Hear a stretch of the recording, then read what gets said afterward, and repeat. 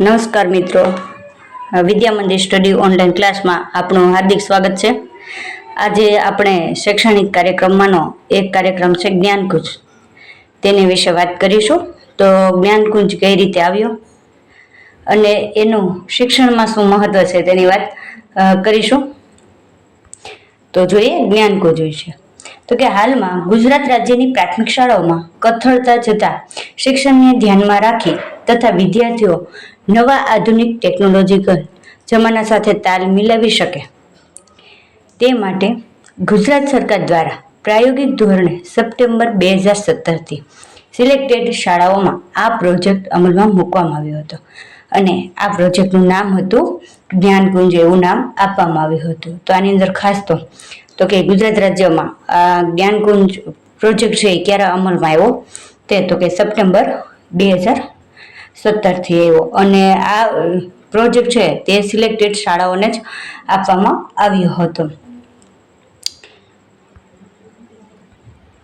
ત્યારબાદ આપણે જોઈએ તો કે આ પ્રોજેક્ટ આવ્યો ક્યાંથી અને કઈ રીતે આપણા ગુજરાત રાજ્યની અંદર પહોંચ્યો.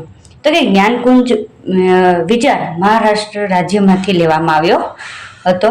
તો કે મહારાષ્ટ્ર રાજ્યમાં શ્રી સંદીપ ગુંડ નામનો એક નવયુવક શિક્ષણમાં ડિજિટલ દ્વારા પ્રાથમિક શિક્ષણમાં ક્રાંતિ લાવી પ્રાથમિક શાળાઓને ખરા અર્થમાં ડિજિટલ બનાવી ગુજરાત રાજ્યમાંથી. તો કે આ છે એ ક્યાંથી વિચાર આવ્યો હતો તો કે મહારાષ્ટ્રમાંથી આવ્યો હતો.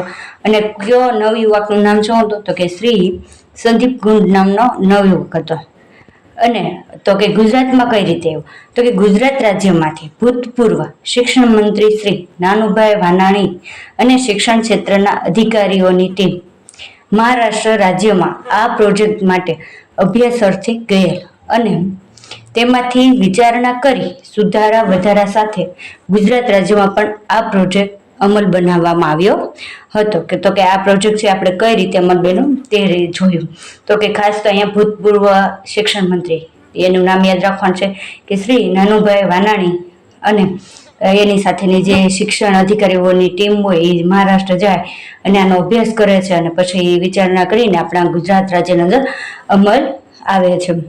તો હવે આગળ આપણે તેની મુખ્ય બાબતો વિશે વાત કરીએ. તો કે જ્ઞાનકુંજ પ્રોજેક્ટની મુખ્ય બાબત. તો કે પ્રોજેક્ટ પહેલા તો અમલ ક્યારે આવ્યો તો કે અમલ છે સપ્ટેમ્બર 2017થી આવ્યો. એના પ્રથમ તબક્કા તો કે રાજ્યની 1200 શાળાઓ અને તમામ KG-BV શાળાઓમાં આ પ્રોજેક્ટ અમલ કરવામાં આવ્યો હતો. આ પ્રોજેક્ટ અંતર્ગત ધોરણ 7 અને 8 માટે ડિજિટલ વર્ગો ઊભા કરવામાં આવેલા હતા. હવે આગળ જોઈએ તો કે આ પ્રોજેક્ટ અંતર્ગત ભણાવતા શિક્ષકોને ટેકનો સેવી ટીચર એવું નામ આપેલ છે. ખાસ યાદ રાખજો કે આ પ્રોજેક્ટ અંતર્ગત જે શિક્ષકો ભણાવે છે તેને શું કહેવાય તો કે ટેકનો સેવી ટીચર એવું નામ આપવામાં આવ્યું હતું.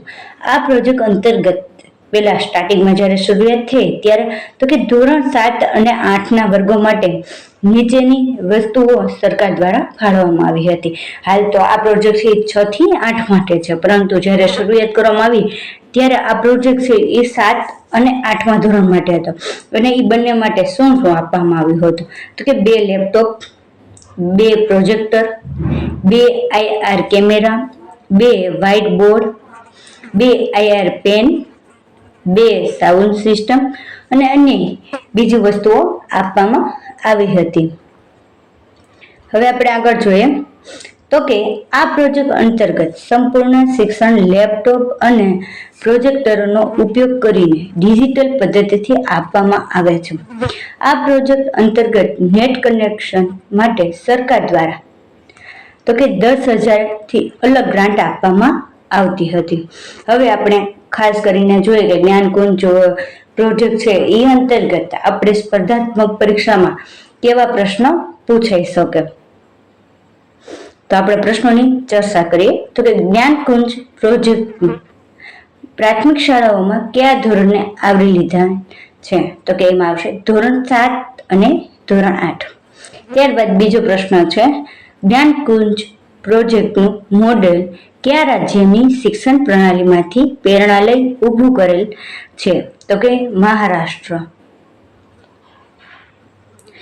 ત્યારબાદ જોઈએ આગળ પ્રશ્ન આપણે કે વંદે ગુજરાત ચેનલો અંતર્ગત ધોરણ 6 ને લગતા પ્રસારણ માટે સ્પેશિયલ કે ચેનલ પરથી પ્રસારણ કરવામાં આવે છે? તો કે ચેનલ નંબર 6. ત્યારબાદ આગળ જોઈએ તો કે વંદે ગુજરાત ચેનલો અંતર્ગત ધોરણ 7 ને લગતા પ્રસારણ માટે સ્પેશિયલ કે ચેનલ પરથી પ્રસારણ કરવામાં આવે? તો કે ચેનલ નંબર 7. હવે આગળનો પ્રશ્ન જોઈએ આપણે જ્ઞાનકુંજ પ્રોજેક્ટમાં કયા સાધનો રાજ્ય સરકારે પૂરા પાડશે? તો કે લેપટોપ, કોમ્પ્યુટર અને પ્રોજેક્ટર હશે. આ સિવાય IR કેમેરા પણ હશે. ત્યારબાદ છે જ્ઞાનકુંજ પ્રોજેક્ટમાં શેનો દ્વારા શિક્ષણ આપવામાં આવે? તો ઇન્ટરેક્ટિવ બોર્ડ દ્વારા શિક્ષણ આપવામાં આવે છે. હવે ત્યારબાદ ડિજિટલ શિક્ષણ દ્વારા મહારાષ્ટ્રમાં પ્રાથમિક શાળાઓમાં જબરદસ્ત ક્રાંતિ લાવનાર શિક્ષકનું નામ શું છે? તો કે જવાબ હતો સંદીપ ગુંડ. હવે પ્રશ્ન 8. જ્ઞાનકુંજ પ્રોજેક્ટમાં જોડાયેલ શિક્ષકને કયા નામે ઓળખવામાં આવે છે? તો કે જવાબ છે ટેકનો સેવી ટીચર. હવે ત્યારબાદ છે જ્ઞાનકુંજ પ્રોજેક્ટ અંતર્ગત કેટલી શાળાઓમાં વિદ્યાર્થી દીઠ પર્સનલ ટેબ્લેટ આપવાનો લક્ષ્યાંક છે? તો કે જવાબ છે 16 શાળાઓ. હવે જ્ઞાનકુંજ પ્રોજેક્ટમાં એજન્સી દ્વારા શિક્ષકોને કેટલો સમય તાલીમ આપવામાં આવશે? તો કે 3 માસ.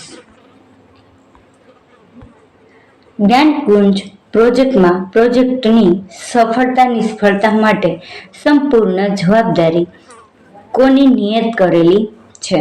તો કે શિક્ષકની. વંદે ગુજરાત ચેનલો અંતર્ગત ધોરણ 8 ને લગતા પ્રસારણ માટે સ્પેશિયલ કે ચેનલ પરથી પ્રસારણ કરવામાં આવે છે? તો કે ચેનલ નંબર 8 છે. ત્યારબાદ આપણે પ્રશ્ન જોઈએ તો કે જ્ઞાનકુંજ પ્રોજેક્ટનું અમલીકરણ કેવી શાળાઓમાં થનાર છે? તો જવાબ છે ટેકનિકલી સુસજ્જ શિક્ષક હોય તે શાળાઓમાં. જ્ઞાનકુંજ પ્રોજેક્ટનું ડેલી રિપોર્ટિંગ કઈ રીતે કરવામાં આવે છે? તો કે વેબ બેઝ એપ્લિકેશન દ્વારા. હવે આગળ નેક્સ્ટ પ્રશ્ન છે કે વંદે ગુજરાત ચેનલો અંતર્ગત ધોરણ 5 ને લગતા પ્રસારણ માટે સ્પેશિયલ કે ચેનલ પરથી પ્રસારણ કરવામાં આવે છે? તો કે જવાબ છે ચેનલ નંબર 5. અહીં આપણે જ્ઞાનકુંજ પ્રોજેક્ટ વિશે વાત કરી. હવે આપણે નવા જે વિડીયો સાથે મળીશું.